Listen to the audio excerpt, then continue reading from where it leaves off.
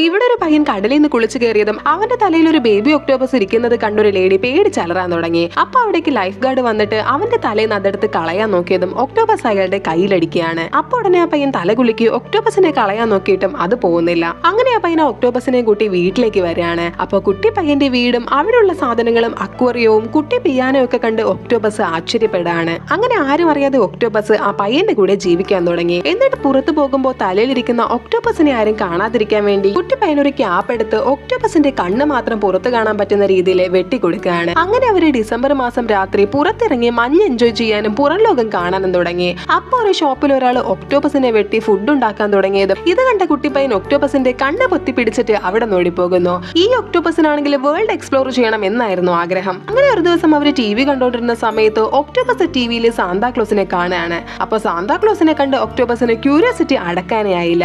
അങ്ങനെ ക്രിസ്മസ് രാത്രി ഡെക്കറേഷൻ ഒക്കെ കഴിഞ്ഞ് ബേബി ഒക്ടോപസ് പയ്യന്റെ തലയിൽ നിന്നിറങ്ങി ക്രിസ്മസ് ട്രീയിലേക്ക് കയറുന്നു. എന്നിട്ട് കുട്ടി പയ്യനോട് വളരെ വിഷമത്തിൽ യാത്ര പറയാണ്. ശേഷം ഒരു ഓർണമെന്റ് ആയിട്ട് ക്രിസ്മസ് ട്രീയിൽ തൂങ്ങിക്കിടന്നു. അന്ന് രാത്രി കുട്ടി പയ്യൻ ഉറങ്ങാതെ കിടക്കായിരുന്നു. അപ്പൊ പെട്ടെന്ന് അവൻ ഒരു സൗണ്ട് കേൾക്കുന്നു. ഉടനെ അവൻ എന്താണെന്ന് എണീറ്റ് നോക്കിയതും ക്രിസ്മസ് അപ്പൂപ്പന്റെ തലയിൽ ആ ബേബി ഒക്ടോപസ് ഇരിക്കുന്നു. സംഭവം ഈ ലോകം ചുറ്റും സാന്താക്ലോസിനെ കാട്ടിലെ മറ്റാരാ ഉള്ളത്. അങ്ങനെ അവരുടെ പ്ലാൻ സക്സസ് ആയി ഒക്ടോപസ് സാന്താക്ലോസിന്റെ കൂടെ ഹാപ്പി ആയിട്ട് പോകുന്നു.